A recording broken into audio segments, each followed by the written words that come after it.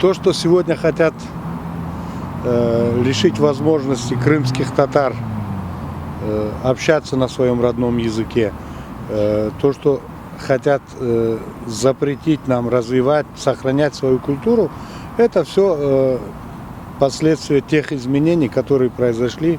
И во многом они зависят именно от тех людей, кто сегодня находится, как говорится, во главе Крыма. Почему я так думаю, скажу однозначно. Если бы была бы проблема только в том, что какой контент несет в себе там содержание новостей или той же самой передачи «Гравитации», я мог бы сказать, что здесь присутствует какой-то элемент политики только. Но какая политика есть в детском канале «Ля-Ле»? Там нет никакой абсолютно политики, там есть желание сохранить и развивать язык, культуру, традиции. А сегодняшнему правительству Крыма нужно, чтобы мы не развивались, чтобы мы просто исчезли как народ.